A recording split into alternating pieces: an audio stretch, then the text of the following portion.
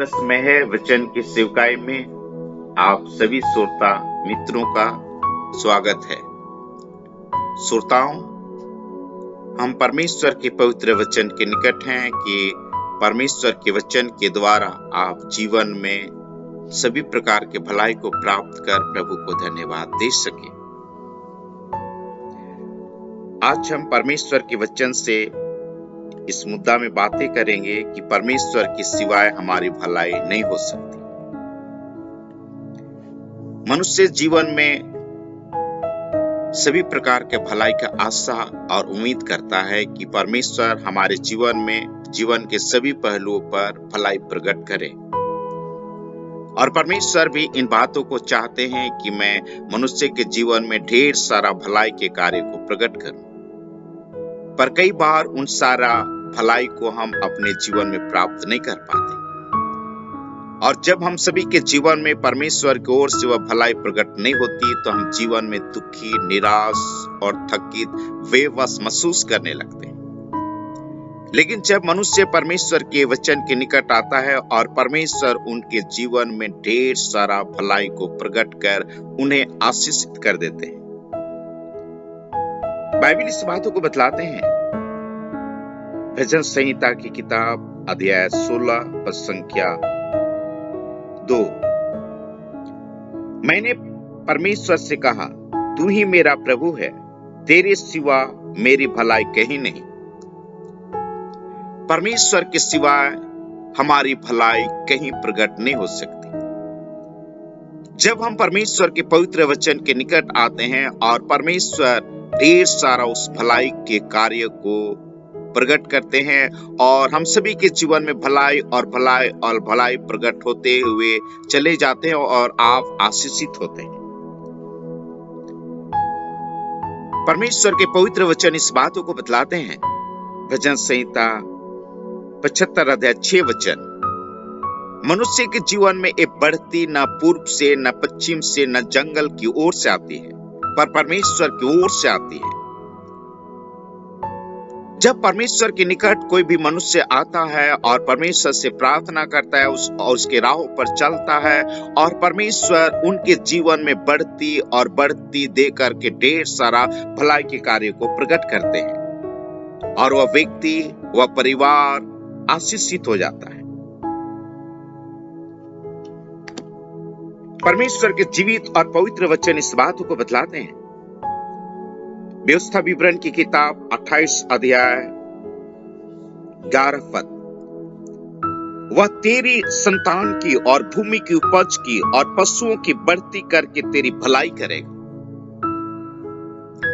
परमेश्वर मनुष्य के जीवन में जो उनके निकट आते हैं, जीवन के सभी बातों को बढ़ती करके भलाई करना चाहते हैं। श्रोताओं, आप परमेश्वर के पवित्र वचन को सुन रहे हैं, और यदि जीवन में आप उस भलाई को चाहते हैं, जीवन में उस बढ़ती को चाहते हैं, तो आपको परमेश्वर के वचन के निकट आना होगा, और परमेश्वर आपके जीवन में उस बढ़ती और भलाई को प्रकट कर आपको आशीषित करेंगे। जिस परमेश्वर के वचन को मैं आप सभी के सम्मुख में रख रहा हूं, उस परमेश्वर को आपके जीवन में बढ़ती और भलाई करने में आनंद होता है। व्यवस्था विवरण की किताब 28 अध्याय 63 वचन, और जैसे अब यहोवा को तुम्हारी भलाई और बढ़ती करने से हर्ष होता है।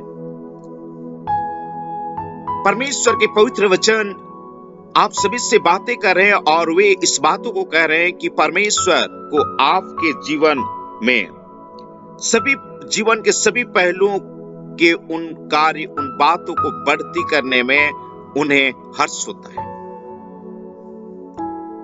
श्रोताओं, और जब आप जीवन में उस भलाई को आशा करते हैं, उम्मीद करते हैं, और आप चाहते हैं कि हमारे जीवन में परमेश्वर की ओर से ढेर सारा भलाई के कार्य प्रकट हो, तो प्रभु के निकट आप बने रहें, और परमेश्वर आपके जीवन के सभी पहलुओं में उस बढ़ती को भेजेंगे, और उस बढ़ती को देकर आपके जीवन में ढेर सारा उस भलाई के कार्य को प्रकट कर आपको आशीषित करेंगे। अगर हम परमेश्वर के पवित्र वचन से इस बातों की ओर जाएं और इस बातों को आप सभी के सम्मुख में एक नजर में इस ओर भी डालूं, जो भजन संहिता 23 अध्याय और 6 पद, निश्चय भलाई और करुणा जीवन भर मेरे साथ साथ बने रहेगी। जब मनुष्य परमेश्वर के पवित्र वचन पर बने रहते हैं, उसके मार्गों पर चलते रहते हैं और जीवन भर परमेश्वर के भलाई का कार्य उनके साथ साथ बने रहते हैं और उस भलाई के कार्य को प्राप्त करते हुए वो बढ़ते जाता है। परमेश्वर आपके जीवन के सभी पहलुओं में अपने उस कार्य को पूरा करके उस भलाई को प्रकट करना चाहते हैं। जिससे मैं इस बातों को परमेश्वर के वचन से मैं रखूं, व्यवस्था विवरण 28 अध्याय 2 वचन से आगे पढ़ूं। फिर अपने परमेश्वर यहोवा के सुनने के कारण ये सब आशीर्वाद तुझ पर पूरे होंगे। धन्य हो तू नगर में, धन्य हो तू खेत में, धन्य हो तेरी संतान और तेरी भूमि की उपज, गाय और भेड़ बकरी आदि पशुओं के बच्चे। धन्य हो तेरी टोकरी और तेरी कटौती। धन्य हो तू भीतर आते समय, धन्य हो तू बाहर जाते समय। यहोवा ऐसा करेगा कि तेरे शत्रु जो तुझ पर चढ़ाई करेंगे वे तुझसे हार जाएंगे। वे एक मार्ग से तुझ पर चढ़ाई करेंगे, परंतु तेरे सामने से 7 मार्ग से होकर भाग जाएंगे। तेरे खत्तों पर और जितने काम में तू हाथ लगाएगा उन सबों पर यहोवा आशीष देगा। श्रोताओं, जब आप परमेश्वर के पवित्र वचन के निकट आप बने रहते हैं और परमेश्वर आपके जीवन के सभी पहलुओं में इस प्रकार से बढ़ती करके आपका भलाई प्रकट करता है और परमेश्वर के द्वारा आप आशीषित हो जाते हैं। प्रभु यीशु मसीह भी 2000 कुछ साल पहले इस पृथ्वी पर आए और उन्होंने ढेर सारा उस भलाई के कार्य को करते हुए हम सभी के बीच में अपने कार्य को किए। प्रेरितों के काम 10 अध्याय 38 वचन, परमेश्वर ने किस रीति से यीशु नासरी को पवित्र आत्मा और सामर्थ से अभिषेक किया। वह भलाई करता और सबको जो शैतान के सताए हुए थे अच्छा करता फिरा, क्योंकि परमेश्वर उसके साथ था। यीशु ने किस प्रकार से उस भलाई कार्य को प्रकट करते हुए हमारे बीच में रहे। कोई भी ऐसे बातें नहीं थी जो प्रभु यीशु मसीह नहीं छोड़े, पर सभी प्रकार के भलाई के कार्य को प्रकट किए। आज इस समय उसके जीवित और पवित्र वचन आप सुन रहे हैं और बाइबल से मैं इस मुद्दा में आप सभी के सम्मुख बात को रख रहा हूं कि परमेश्वर के सिवाय हमारी भलाई कहीं नहीं हो सकती। यदि आप जीवन में उस भलाई की आशीष चाहिए तो हमें प्रभु के निकट बने रहें और परमेश्वर आपके जीवन में ढेर सारा भलाई के कार्य को प्रकट कर आपको आशीषित करेंगे।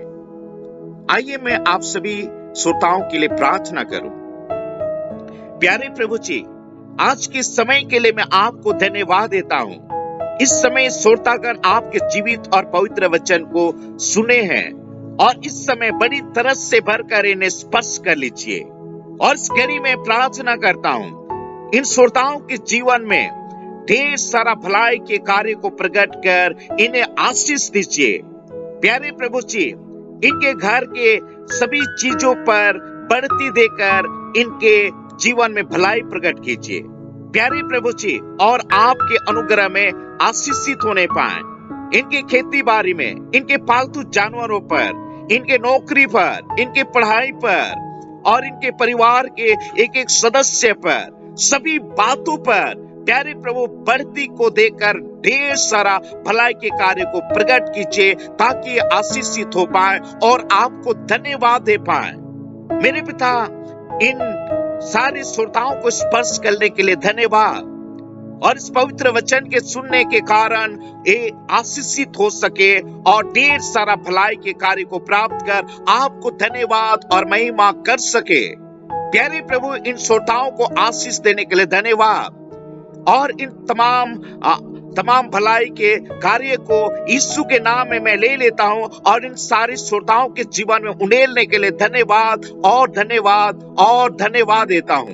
प्रार्थना यीशु मसीह के नाम में मांगता हूं, सुनिए, दया से ग्रहण कर लीजिए। आमीन।